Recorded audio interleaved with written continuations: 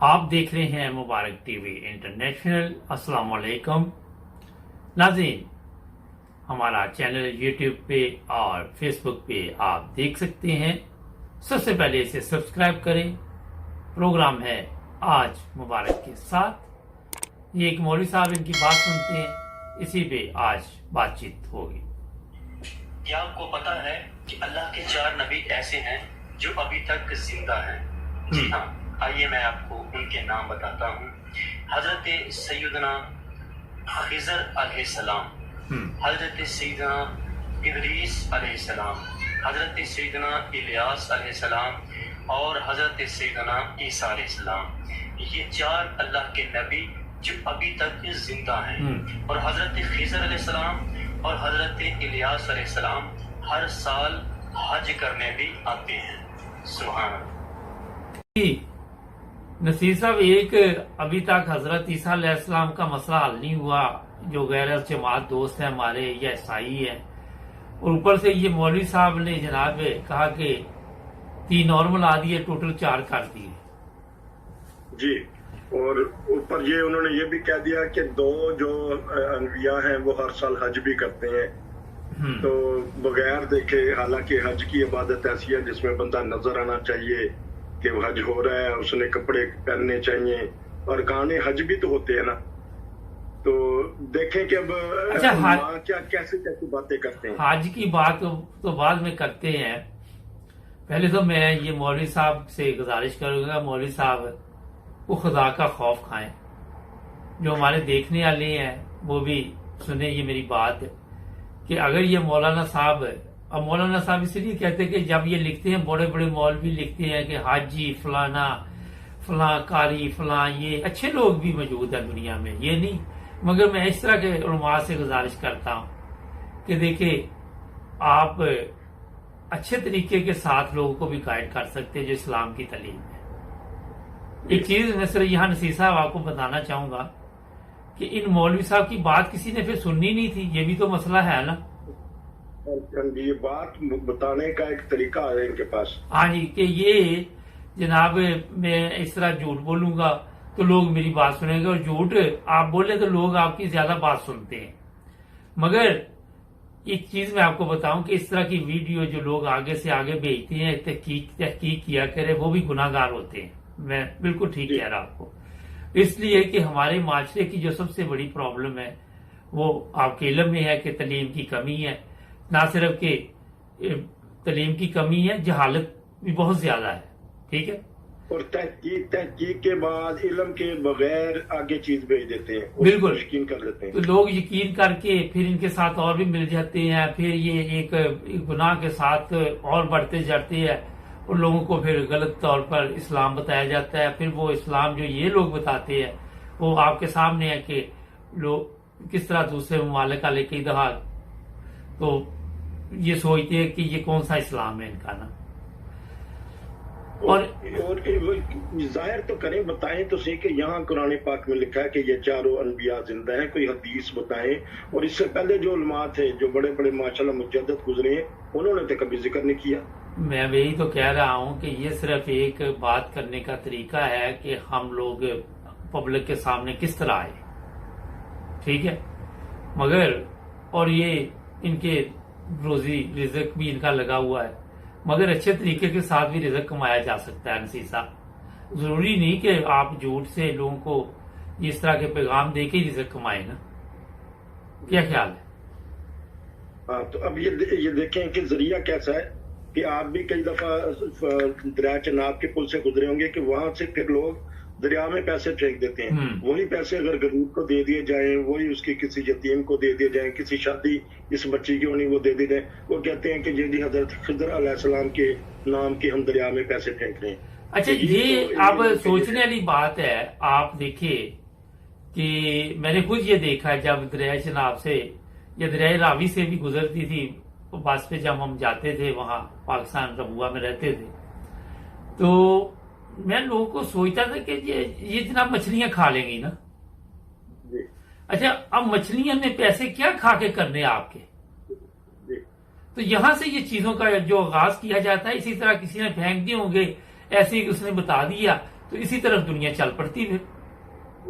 लेकिन उसमें कुछ सारे लोग नहीं फेंकते थे, कुछ चंद एक की बात होती है ना, 2-4 ऐसे होते थे, ये नहीं कि पूरी बात सारी फेंकनी शुरू कर देते थे। अब्तदान यही होता है ना कि 1-2 ऐसी हरकतें करते हैं, फिर दूसरी फिर देखें। अब मौलवी साहब ने भी ये दावा कर दिया। हाँ, मौलवी साहब ने दावा कर दिया है। मैं ये आज एक चीज की तरफ आपकी तवज्जो, अपने नाजरीन देखें। नाजरीन, आपको आज अल्लाह ताला ने समझ दी है, शौर दिया है, सोशल मीडिया। मैं बार बार ये इसलिए कहता हूँ कि हर बंदा उसके साथ जुड़ा हुआ है जी। आज इंसानी जो अक्ल है वो ये मानने के लिए तैयार ही नहीं कि कोई इंसान जिंदा भी आसमान पर जा सकता है। पहली चीज तो ये है। दूसरी चीज मैं आपको बताऊं कि यहाँ पे लोग आज तक इख्तलाफात करते हैं। जो अहमदी हैं वो कहते हैं कि हजरत ईसा अलैहिस्सलाम वफात पा चुके, जिस तरह दूसरे जितने भी नबी दुनिया में आए वफात पा गए, वो कुरान भी यही कहता है जी। मगर हर जगह पे ये नहीं होता कि आप उसी सोच पे रहें, खुद तहकीक करें। कई चीजों लोग कहते हैं जी हमारे बाप दादा का ये मजहब था। हाँ, वो कहते थे भाई बाप दादा के जमाने में ना तो सोशल मीडिया थी, ठीक है, ना मीडिया थी, ना इतना लोगों के पास इल्म था, ना इतनी तरक्की थी, ना मोबाइल फोन था, कोई ऐसी चीज नहीं थी। आज आपके सामने हर चीज आ रही है, लोगों में शऊर आना चाहिए। ये जरूरी नहीं, आप देख ले जो लोग मुसलमान हुए थे उनके बाप दादा पहले मुसलमान तो नहीं थे। यहां से भी तो अंदाजा आप लगा सकते। क्यों जी? जी। वो आप बैठे रहते कि हमने मुसलमान नहीं होना, हमारे बाप दादा मुसलमान नहीं थे, तो ये भी एक आप खुद सोचे कि अच्छी बात नहीं है। एक अपनी सोच है उसको तब्दील करें। क्या ख्याल है नसीर साहब?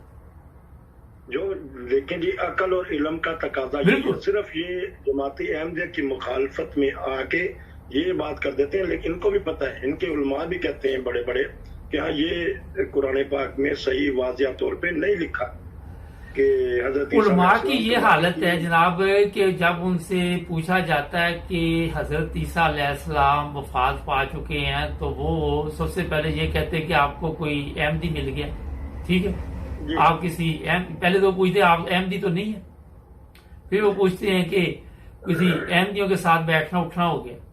उनके पास जवाब नहीं होता, ठीक है। अच्छा, जब जवाब नहीं होगा, ऊपर से ये मौलवी साहब ने 3 और 4 कर दिए। अब उलमा के लिए एक और काम बढ़ गया, क्योंकि ये मौलवी अकेला नहीं होगा, इससे किसी ने मशवरा दिया होगा कि आप ये छोड़ दो, ठीक है।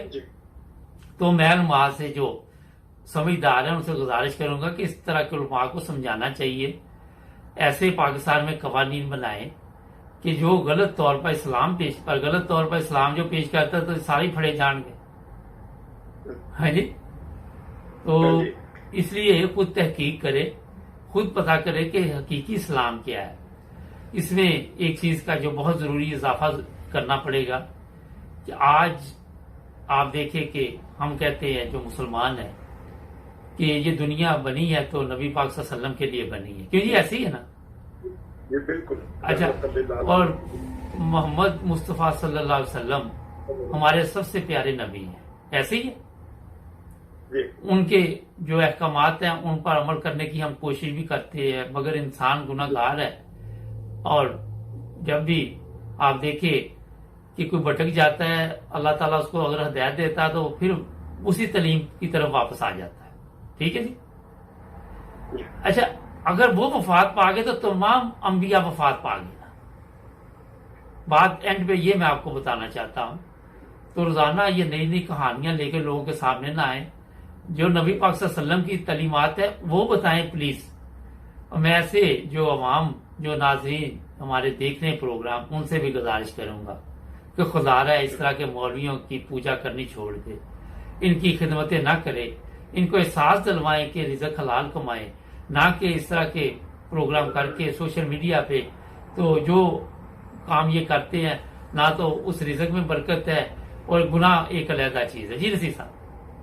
जी, असल में ये देखें कि सुन्नत अल्लाह है। सुन्नत अल्लाह यही है कि जितने जो भी उसने मखलूक पैदा की है, इंसान है, जो भी है, वो फना होने वाली है, उसको वफात आनी है। अल्लाह की जात ही ऐसी है। अल्लाह खुद कहता है कि इस सुन्नत के खिलाफ नहीं मैं करता। वो वाकया जिस तरह एक शहीद ने अर्ज किया अल्लाह के सामने मरने के बाद, शहादत के बाद, कि मुझे दुनिया में वापस भेज दे फिर मैं शहीद हो जाऊं। अल्लाह ने कहा कि ये सुन्नतुल्लाह के खिलाफ है। बिल्कुल ये नहीं मैं करता कि किसी को मैं वापस भेजूं, क्योंकि जिसको एक दफा वफात दे दी उसको मैं फिर दोबारा दुनिया अब ये शहीद की बात आपने की, तो आज आप जहां भी देखते हैं हमारा भी ये प्रोग्राम में जिंदा लोग, तो शहीद जिंदा होता है, तो इसका ये मतलब नहीं होता कि वो हज करने जा रहे हैं शहीद ना। मैं एक बात बता रहा हूं आपको ना, तो ये अल्लाह की निगाह में जिंदा। हाँ जी, ये अल्लाह ताला की निगाह में अल्लाह ताला ने इज्जत और उसका रुतबा ये फरमाया है कि शहीद जिंदा होता है। ठीक है, तो जहां तक आपने हज की बात की इस मौलवी साहब ने की, अब बंदा इससे पूछे कि पहली चीज तो ये है कि जो आप कहानियां सुनाते हैं उसका मकसद क्या है ये भी बता दिया करें। हज आपने देखा कि बकायदा तौर पर जो लोग भी करते हैं वो सामने नजर आ रहे होते कि ये लोग हज कर रहे हैं ना। ठीक है, जो इंसानी मखलूक है वो तो नजर आएगी ना हज करते कि नहीं आएगी, कोई फरिश्ते तो नहीं ना ये। अब यहां से खुद अंदाजा लगाएं कि किस तरफ ये आपको मौलवी लेके जा रहा है। तो मैं हमारा आप अपने जो बहुत ही हमारे प्यारे दोस्त नाजरीन देख रहे हैं, ऐसे उलमा से दूर हो जाएं, खुदा का वास्ता है, अपनी नस्लें ना बर्बाद करें। इनकी कहानियों में आके ऐसी ऐसी कहानियां सुनाती हैं, मैं लेके आऊंगा फिर इनकी कहानियां दोबारा कि ये देखें ये गलत है। मैं ये नहीं कहता कि आप अहमदी हो जाएं, मैं ये कहता हूं आप तहकीक तो करें कम से कम। क्यों जी, पता तो करें कि हकीकी इस्लाम आपको नजर कहां पे आ रहा है, कहां पे सच्चाई है, कहां पे सच्ची बातें बताई जा रही है। जी नसीर साहब।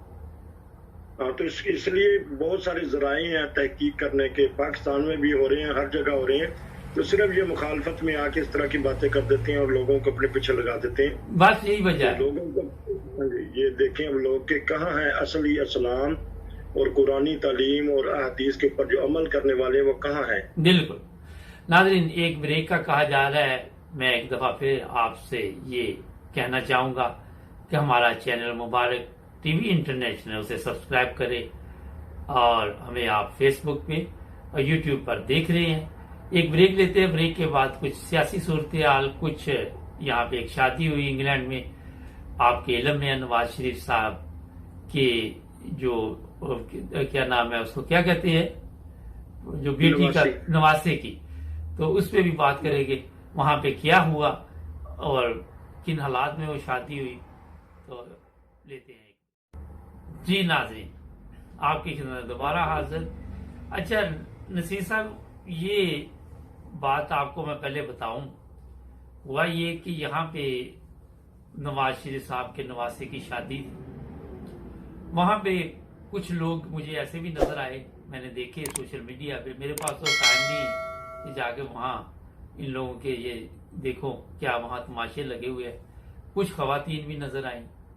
अच्छा, अब उनकी शादी हो रही है तो वहां जाके तो चोर चोर के नारे लगाए जा रहे हैं। ठीक है, और लोग उनको मना कर रहे हैं कि ये शादी का दिन है, मगर जो पैसा गलत तरीके के साथ कमाया हो वो आपकी कब्र तक जाता है, फिर बच्चों की कब्रों तक भी वही जाता है, क्योंकि जिल्लत का एक ऐसा निशान माथे पे लग जाता है कि वो मेरा नहीं ख्याल कि इतनी जल्दी कोई धुल सके। और ये हालत थी कि नवाज शरीफ साहब की जब पिक्चर देखी गई वो भी ऐसे ही थे जैसे किसी अफसोस पे आए हुए। और वो जो पाकिस्तान में उनकी जो मरीम नवाज है वालदा थी लड़के की, वो शादी में शामिल नहीं हो सकी। वो इसलिए शादी में शामिल नहीं हो सकी कि वो भी आपके इल्म में है कि पाकिस्तान में उसके ऊपर भी ऐसे केसेस है और जेल की सजा भी हुई थी, फिर वो जमानत होगी। नवाज शरीफ साहब बकौल हुकूमत के दाल लगा के आए हैं कि बीमार हैं मगर ये सेहतमंद है।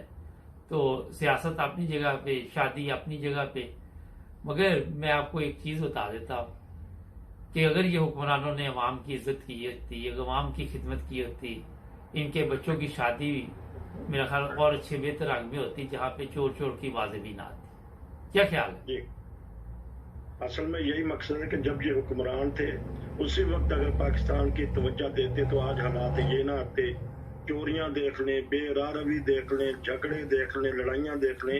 देखिए जी, इन्होंने थोड़ी एक चीज मैं आपको होती, बताऊं नसीर साहब कि ये चीजों की आपने नाम लिए है ना, ये गुर्बत की वजह से इन चीजों में इजाफा होता है। ठीक, ये साफ बात है, एक बंदे को खाना नहीं मिलेगा, काम नहीं मिलेगा, वो जाहिर है कोई रास्ता तो इख्तियार करेगा ना, पेट तो लगा हुआ ना उसके साथ के नहीं लगा हुआ।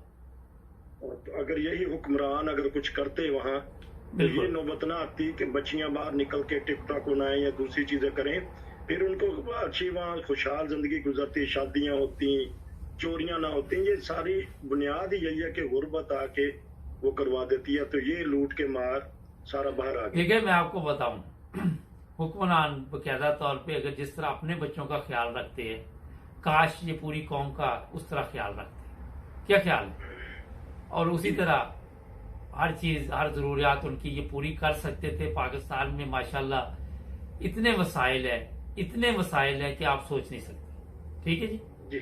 मगर एक अगर आप देख रहे हैं, एक शॉप ले लेते हैं, वहां पे कोई 5-6 भाई है, नौकर है, जिसका दी चाहे जितने मर्जी पैसे ले जाए, एंड पे वो पता ही खाली हो जाएगी। इसी तरह ममालिक का हाल है कि जब ये पैसा लूट के कोई इधर भाग गया, कोई अमेरिका बैठा हुआ, कोई यहां बैठा हुआ है, तो अफसोसनाक ये वाकयात है।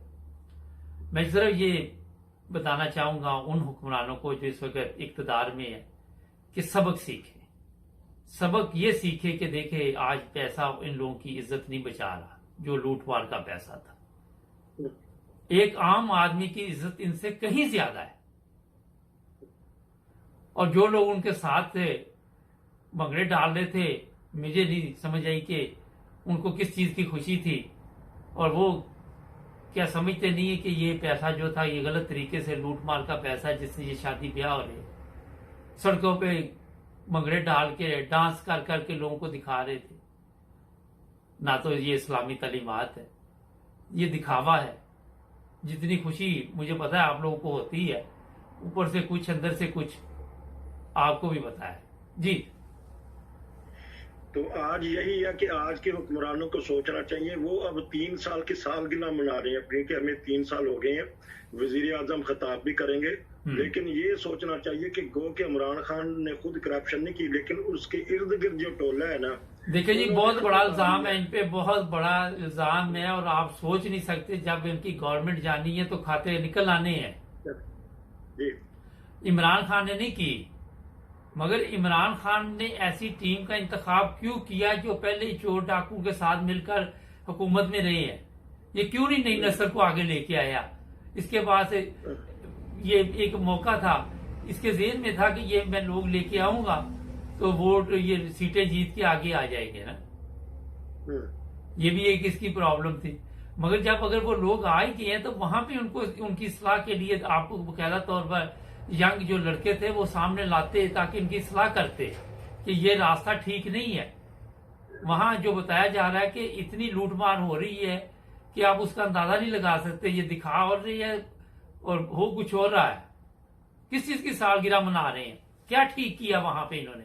आप बताएं, कोई क्या चीज ठीक की? 3 साल इसमें अब सबसे ज्यादा जो नुकसान है मजहबी बेरारवी, मजहबी मुनाफरत जितनी इनके उसमें फैली है, वो रिकॉर्ड तोड़ दिए कि लोगों की मसाजिद, लोगों के मंदिर, लोगों की इबादत गाहें, इनके देखा देखी टूटे पुलिस के जेर तहत। बिल्कुल। फिर जो बेरारवी आ गई जवानों के अंदर, और ये गैंग रेप जो से होते हैं, बच्चियों को उठा के ले जाते हैं, मुर्दों को लेके जाते हैं, तो ये 3 साल कारकर्दगी ये भी दिखाई ना। इस चीज की अफसोस करना चाहिए, खुशी नहीं मनानी चाहिए।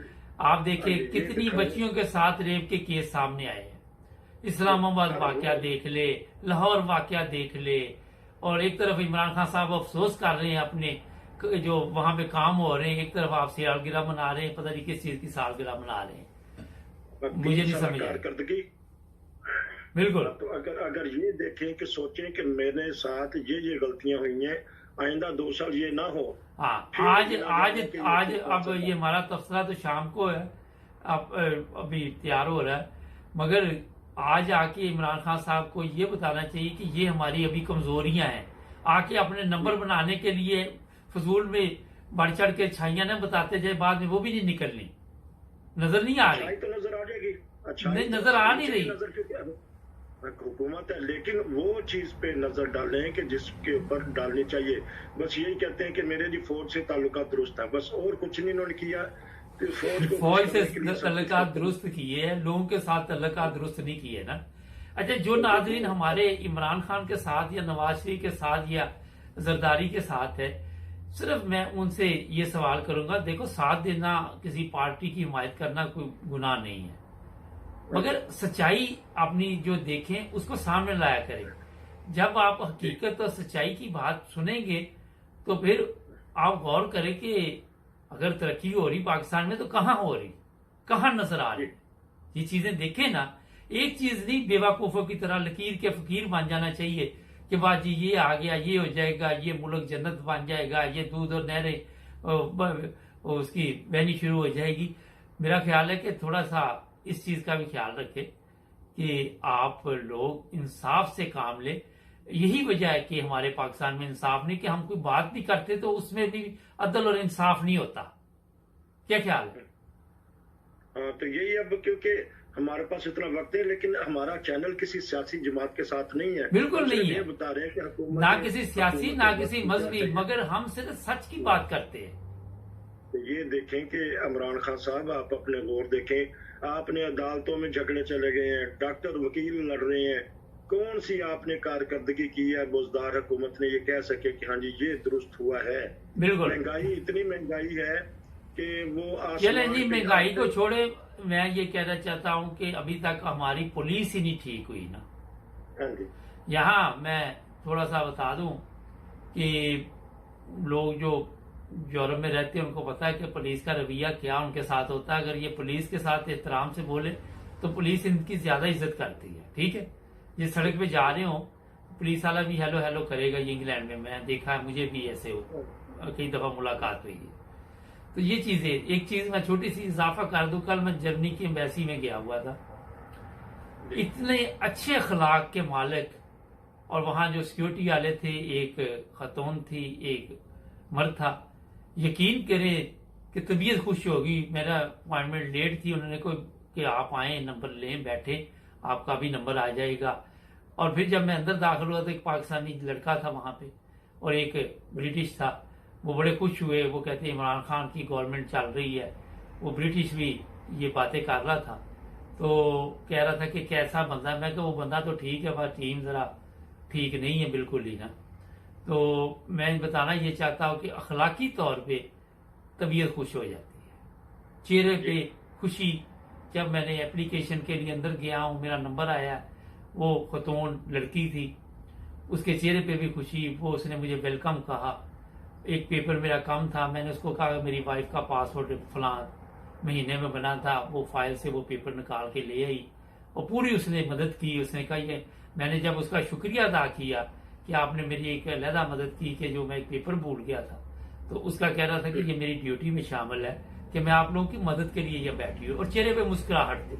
3 लड़के, एक लड़का और 2 लड़कियां उस वक्त वो काम कर रहे थे और उनके चेहरे पे ऐसे था जैसे उन्होंने हमें देख के कोई खुशी का ऐसे इजहार किया कि जैसे कोई बंदा कहता नहीं कि आप आए बिस्मिल्लाह, क्या समझे? क्योंकि आपको तो देख के वैसे पहचान जाते हैं लोग। हाँ, मुझे देख के पहचान इसलिए गए कि वो जो गेट पे थे अंदर गए तो वो कहने लगे कि ये आपका जो आपने हैड पहना हुआ है ये बड़ा खूबसूरत है, ये कहाँ से लिया? मैं कहा यार ये तो मैंने लिया। वो जो ड्यूटी पे था ना, वो मुझे ये पूछ रहे लगा कि बड़ा जबरदस्त है, ये जो आज ही पहना हुआ है ये भी देख ले। तो मैंने कहा बहुत शुक्रिया आपका, तो मैंने तो ये ऑनलाइन लिया है। तो कहता है अच्छा। तो बहरहाल तो अगर यही पाकिस्तानी अगर पुलिस वाला पूछता तो उसका मकसद और होता है कि उसका मकसद तो था कि हैड खुद देते हो या मैं अपना ले लूं आपसे ना। आपका हैड ही उतार दूं। हाँ बिल्कुल। तो बकायदा तौर पर उन्होंने मोबाइल फोन के लिए वहां पे एक कहा कि या स्टोर कर दो मोबाइल को, आप चाबी निकालो जेब में डालो, वापसी में खोल के तो ले जाना। मकसद ये था कि कोई वीडियो ना बनाए, कोई डिस्टर्ब ना करे किसी को ना। तो एक अच्छे तरीके के साथ वहां पे मैं आपको बताना ये चाहता हूं। और ये मनी लॉन्ड्रिंग आप देखें कितना इशू है। वो कैश पैसे भी नहीं लेते, वो कहते कार्ड से पेमेंट करो ना, ठीक है। और कार्ड से आपने पेमेंट करनी है। और अपना जो जवाबी लिफाफा है वो भी साथ में एक लेके गया। वो कहती कि आपका क्योंकि आईडी कार्ड भी बनना है तो 2 चाहिए थे, तो उसने एक फिर मेरे पास फरोख्त किया। थोड़ा सा वो महंगा होता है ज़ाहिर, वो लेके आते हैं। तो मकसद ये है कि आपका काम हो जाता है, ये नहीं ये लाओ वो लाओ, पूरी उन्होंने मदद की। और यहाँ अगर आप पाकिस्तानी एम्बेसी में जाएं, मुझे याद है कोई मैं 10-12 साल पहले गया था, तो चेहरा ऐसे था जैसे बस ये ना अभी मुझे देख के मार ही जाएगा। तो ये चीज या मार देगा मुझे। चेहरे पे मुस्कुराहट नहीं थी, कोई चीज नहीं थी। 12 बजे हुए थे चेहरे पे। नाज़रीन, ये चीजें मैं आपको इसलिए माजरत के साथ बताता हूं कि असल दुनिया में वापस आए, लोगों की इज्जत एहतराम करना हमें सीखना चाहिए।